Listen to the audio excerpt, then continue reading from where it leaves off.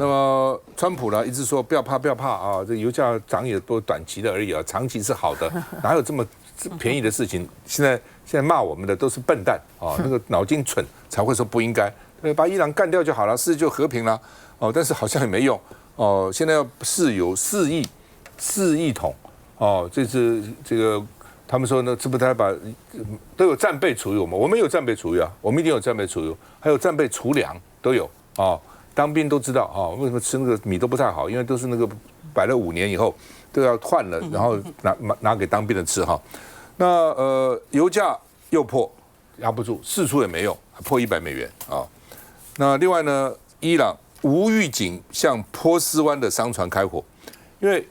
波斯湾在这里，哦，阿拉伯海在这里，从阿拉伯海可以到欧洲到亚洲，中间就荷姆斯海峡比较窄，最窄的地方就33公里哈。那波斯湾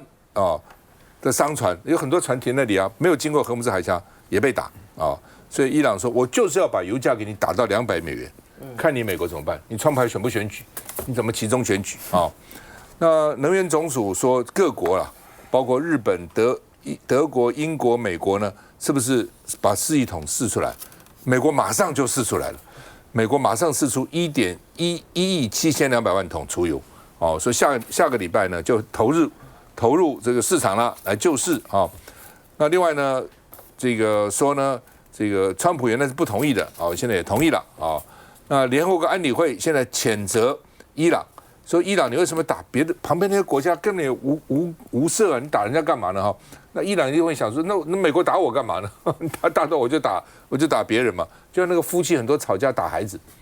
他不好意思，不能彼此互打，就真的我就看过这，不要闹了，不要吵了哦。现在看起来就是这样，伊朗说你美国打我就打旁边这些国家。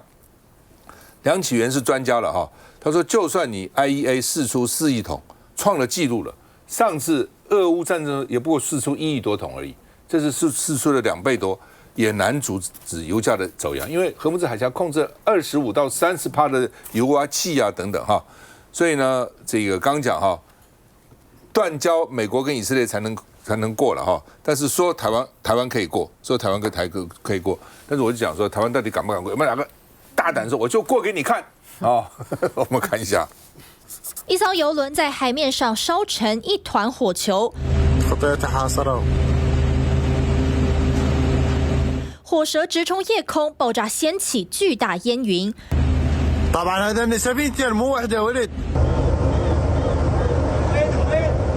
An oil tanker on fire off the coast of Iraq, near Basra, of course, major oil port. 这艘伊拉克游轮彻底陷入火海，船员被搜救队拉出船舱，被烟呛得狂咳。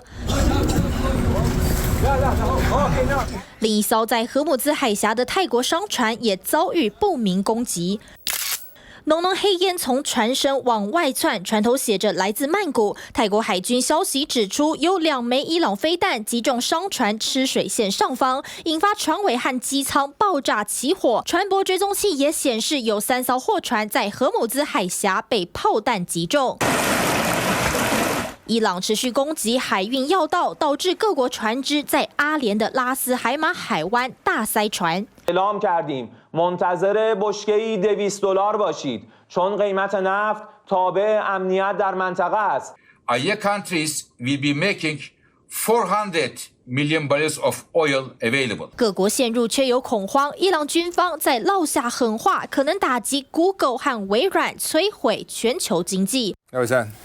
其实战争难免都会误伤平民啦。那我想，川普美国这边不会故意去攻击这个国小，那因为你攻击的话，你反而会失去这个战争的正当性。所以我想，这个只是一个不小心这个飞弹的误伤。不过我们看到伊朗确实是有可能撑不住哦，因为我们看到他已经希望就祭出这个停战的条件，他也希望可以和谈，因为对他来说，这个中东的各个国家现在都把他视为这个敌人，其实他真的是4面楚歌，他也希望可以赶快停下来。那尤其他们这么多高阶的这些，不管是将领也好，或是这个领导人也好，或领导班子也好，其实都受到了很严重的重创。他也希望赶快止损。所以这几天我们看到他说，在这个海峡去部署这个水雷，其实我觉得这只是一个想要停战谈判的一个手段。因为有新闻指出说，基本上伊朗大概有6000颗的水雷，但他到底布了多少颗呢？他只布了12颗，所以这很好笑嘛。你只布12颗，代表你其实并没有想要大规模的去做这个阻拦或者大规模的封锁，你只是希望摆水雷在那边去跟他们做谈判。所以我认为他这个行动就是希望可以软下来，那也要让国内人认为说，我们并没有输，所以他也是一个谈判的手段。那这个过程当中，当然对他来说，他不可能把6000颗水雷都布下去，因为未来伊朗还是要出口原油，战争停止之后，他还是要靠这个来获利。如果说这个水雷全部布满了整个海峡，对他来说也是不可承受之重，因为水雷很难清，也会到处飘，所以对他来说，这就是一个谈判的手段。但我们看到美国这一次为什么要去攻击伊朗，其实还是要再度跟大家讲一次，因为现在中东的情势确实非常的不稳定，因为我们看到伊朗一直想要去发展核子武器，那一旦他真的去构成了这个核子武器，它就会带来整个中东的不稳定，那甚至会让周边的国家会害怕，那也是不断的去做这个武器上面的这个所谓的竞争，也可能会发展核子武器，那中东未来就有可能形成更大规模的冲突，反而不利于之后在油价的稳定。所以在这个前提之下，当然大家都认为他是一个潜在的恐怖分子。那当然，这个战争他这个是必须要去处理的，因为他不愿意去签相关的条约，不愿意放弃来做这个核子武器相关的这样的一个动作。那所以这个就是整个国家这个附近周遭，其实他们私下都有期待这样做。我们也看到沙烏地阿拉伯这边的王储在这个前一阵子大概也有跟美国不断去做一些说服，就是希望美国可以来维持中东整体的稳定。那我想这个事情下去之后，在这个伊朗目前现在看起来在整体的这个战略上面，它的整个战争能力上面它是缺乏的，因为它的俄罗斯的伙伴其实基本上还困在乌俄战争里面，而中国我们看到它现在目前当然在整体的经济上面本来就是一个受创的状态，那其实不太可能大力的来援助，那他一个人守的话，恐怕没有办法抵挡这么多周遭对他比较没有那么喜爱的邻居，所以我想这个停战是指日可待。那当然说在这个过程当中有机会可以让伊朗去换政权，毕竟他们的人民都期待自由民主。过去的东方明珠，所谓的东方巴黎这个德黑兰，有机会可以再一次重现他过去的荣光。那王慧。我觉得川普打到现在其实我特别去看了几个国家对于这一次就是目前的这个状况的一些评价啦。其实大部分国家，不管是日本啊、中国啦、欧盟啦这些国家，其实大家都希望把这个战事可以赶快来做一个结束。那原因大概就是大家前面几节里面来宾都有提到的，因为这个战争打到现在虽然10几天的时间那其实大家可以看到有关能源跟航运的部分，其实受到非常大的一个影响连我们这个宜兰这个应该是基层的这些乡亲那问我讲是那最近那石油跟瓦斯一起起这样子就是阿姨都感受到了这种虽然这个战争离我们非常的远，但是呢跟我们的生活确实这个息息相关那我觉得川普现在就是像刚刚蓝轩讲的，我觉得他这个牛还在吹这样子但是他接下来他会遇到确实是他的这个内部选举的这个压力嘛，因为这个民主党的部分一直也在讲，就是说他认为的所谓的已经胜利这件事情就美国对伊朗这个发动战争的部分是胜利的这部分，真的是讲得太早了。那从伊朗的这个相关媒体看起来，也是觉得说川普的这样的说法是夸大了这个战果了所以呢目前看起来他是没有办法像解决委内瑞拉那样子就是说好像整个政权做了一个他希望的翻转是依着川普的希望的翻转，因为这个所谓的这个哈马斯的这个次子其实大家可以刚刚那个赵大哥有这个秀这个图片给大家看为什么是用一个人形立牌也有人讲就是说，因为他们要保护他的安全。虽然现在都没有看他本人，说他可能脸部受伤脚受伤那也有人举当时这个宾拉登的例子。那宾拉登当时被击毁，有一个原因是他的这个出来讲话的时候呢，美国就去找地质专家去看他那个所在的这个录像的这个山洞是在什么地方这样子。所以我觉得在伊朗这边，他们还是维持着刚刚讲的就是说他在这个不对称的这个战争里面，他怎么样去掐住对方的一个软肋，就是把这个荷姆兹海峡的这个相关的一个油让大家过不去嘛，所以不管是这个 IEA 是不是有释出这个4亿桶，它释出当然是为了希望可以稳定相关的油价，然后解决目前的相关的一些能源的一个危机哦。但是如果这样子的一个战争已经开始了，没有办法把它停下来，我想对全球的一个能源的目前的一个整个的状况，当然会有非常大的一个影响。当然都希望赶快停了，不管是美国要停、伊朗要停，最好赶快停，因为这搞下去哦，对全世界来讲都是一个很大的一个灾难哈。所以呢，这个能够不管怎么样啊，能够这个战争能够停止是最好了哈。那美国到底还能撑多久？伊朗能够撑多久？反正现在双方，伊朗昨天说他可以撑六个月哦，那美国说我可以无限制打下去哈。好吗？就算你们能够撑、能够打，最好是赶快停止。休息一下再回来。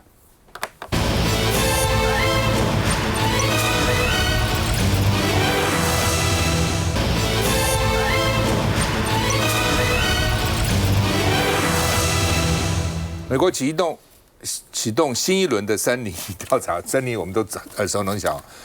那16个国家，包含台湾，16个国家，你看了欧盟、中国、欧盟就很多国家在里面了，所以加起来有30几个国家，欧盟、中国、墨西哥、越南、台湾、泰国、日本、印度、南韩、瑞士、马来西亚、印尼、柬埔寨、孟加拉、挪威、新加坡，什么意思？就是你生产过剩，然后你对美国的贸易顺差太大，大概就这我们都有啊，所以呢要调查你啊。那这是1974年他们定的法律啊。那台湾我们看去年就是前年了，2024年我们赚美国顺差737亿美金，去年突然暴增 double 1467亿美金，赚了美国1000。当时我觉得我们的政府官员还出来洋洋自得，我说你们这种东西就算赚了，你不要讲嘛，得意啊，我们好得意。美国现在就川普就气这个，就你们赚我们的钱，你们偷我们的东西，偷我们的钱，偷我们的这个半导体等等，还去讲好了，赚了这么多，美国现在调查你了，怎么办呢？他就说呢，台湾的半导体，因为我们都是靠这个赚的半导体电子产品那另外呢，这个美国的贸易代表说已经签协议是独立，跟以前的什么关税无关，是单独调查你们，跟川普上次的那个关税无关跟这个 ART 无关。那我们的行政院还说 ART 我们有优势我们待遇很好不会打折。你现在不知道美国搞什么，你先不要讲这么多，你真的不知道他搞什么，一天一变，一天一变卓荣泰说美方有告诉我们，我们也充分掌握了，那告诉你掌握又怎样呢？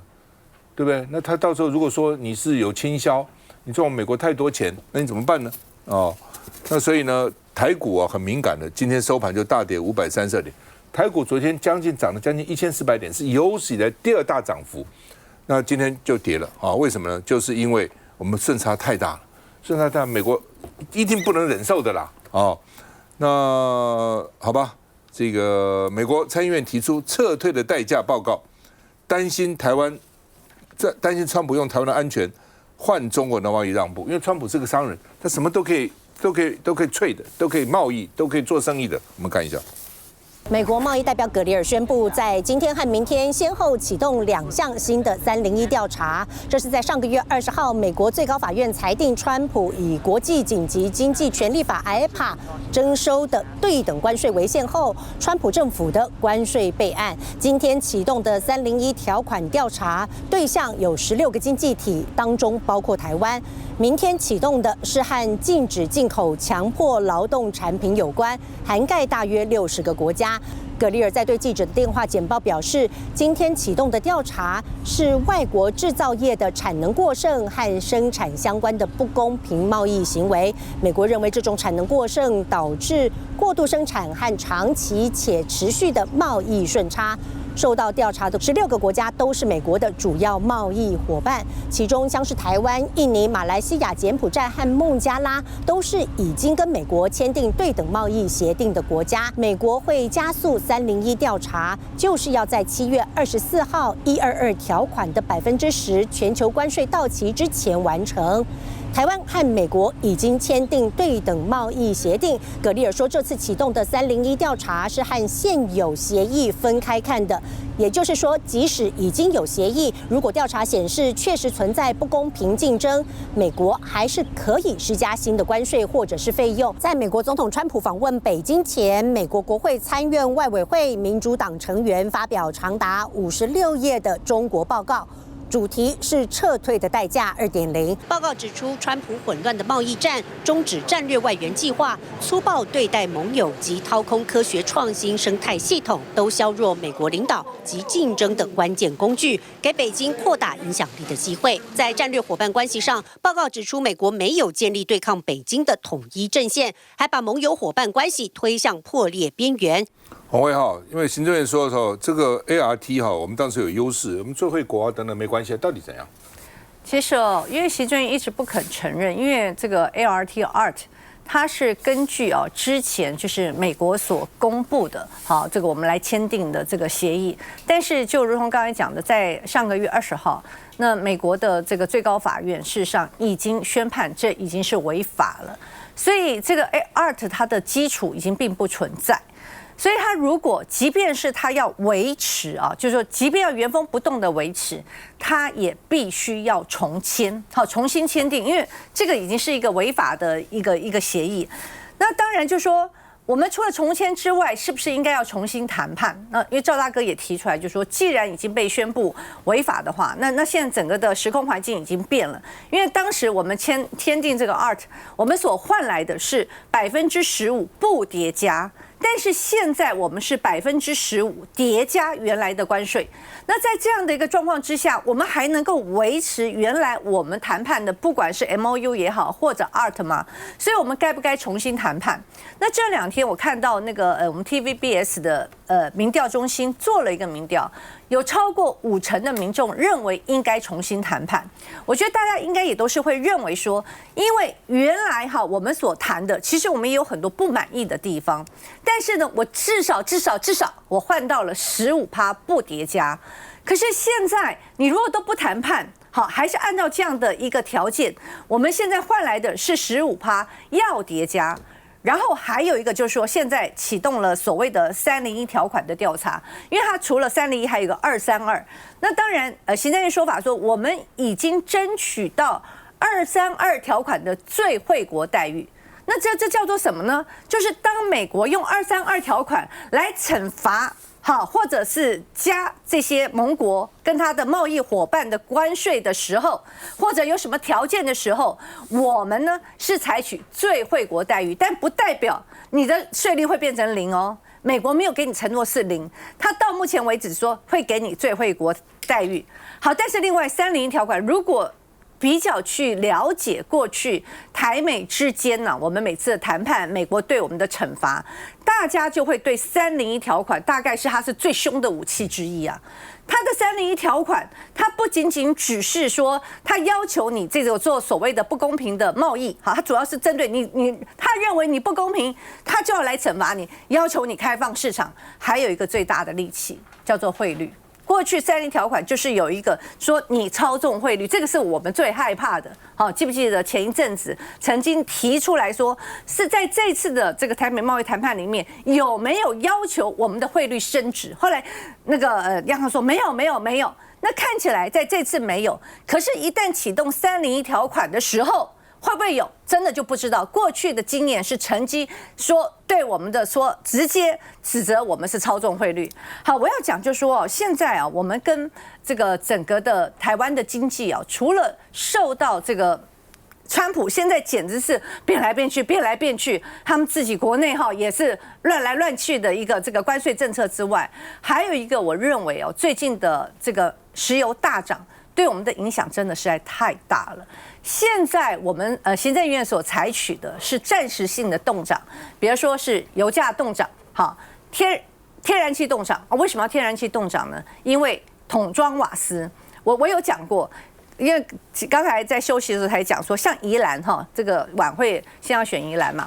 宜兰呢是没有天然气的。我们比如说在我们的都会区，大家都用天然瓦斯嘛，可是桶装像宜兰是全部叫桶装瓦斯。从波斯湾就从这个美国打伊朗之后，现在已经传出来有一些南部地区桶装瓦斯已经1桶大概20公斤嘛，20公斤已经起码涨20块了。那有些还是说，你下次再叫的话，一定涨价。好，这已经有一个预期心理。好，所以现在行政院说我要稳定物价，我要稳定物价的做法就是呢，我现在用冻涨，油价冻涨，天然气冻涨，好，当然电价冻涨嘛，好，电价也冻涨。但是问题可以撑多久？可以撑多久？就说因为我们实在太仰赖火力发电，仰赖这个石油，仰赖天然气，所以我认为以今年我们短中期所面临到最严厉的这个经济的危机，就是来自于能源危机。我再稍微补充一下，刚刚蓝轩说，为什么川普现在很害怕？好，川普现在就担心，如果油价上涨，物价就上涨，物价上涨，我就不能降息。美国为什么一直要降息？他那时候是怎么去逼他的联准会，就一定要给我降息啊？什么狠话都讲出来。美国现在1年啊，要缴超过1兆美金的利息。他如果不能降息的话，美国经济会受到很大的打击。所以我觉得这样的连环的串起来，我们现在所面临的挑战真的很大。孟凯，行政院在上个礼拜有做关税的专案报告，当时他的逻辑以及他给我们的那个说帖讲的就是说，行政院逻辑是这样子，就是说现在如果我们已经谈了 ART 没有签的话，未来232跟301有可能会让我们陷入更不利的谈判条件，所以现在赶快签 ART 是对我们来讲最有利的，这是行政院逻辑。上个礼拜我把握15分钟来质询的时候，卓荣泰跟郑丽君他没有回答我正面的一个问题，就是那我们如果说现在真的签了 ART 之后，未来232跟301出来的结果会不会不受影响？郑丽君只有一直回答我，232没有，我们已经谈判，但是他不敢讲到301，这代表什么？代表是说，其实行政院可能谈判小组也知道说301是未来有可能第2波美国对我们要求持续在这个多争取的一些东西，所以如果说我们现在签了 ART， 但之后美国又拿301再来要挟我们的时候，那我们可能又要再被迫让更多，不管是采购更多、投资更多，或者是我们让利更多，所以有可能有这样子把自己陷入那么不好的谈判条件吗？再者，更重要的是，我上个礼拜也特别问我说，那现在以常理判断，民主国家里面 ART 算生效了没有？其实还没有啊。为什么？因为没有送来国会啊，所以千万不要被民进党侧翼又在带风向，想说那为什么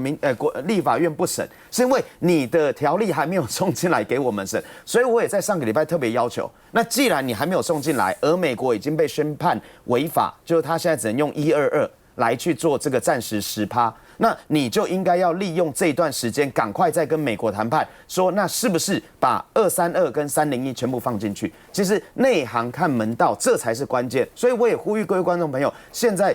任何的谈判都是要以我们国家最有利的立场来讲，而我们国家最有利的立场就是我们不要被美国持续的予取予求，就是不管他要用232，他要用301，这都是他的发起，这都是他的理由。但是如果说我们能够把我们的筹码放在一次，把谈到我们最有利的条件，当然我们应该争取。这也是为什么我们现在要求行政院一定要重启谈判，或者说至少我们要据理力争，争取我们最有利条件的主要原因。就老美是很会谈判的，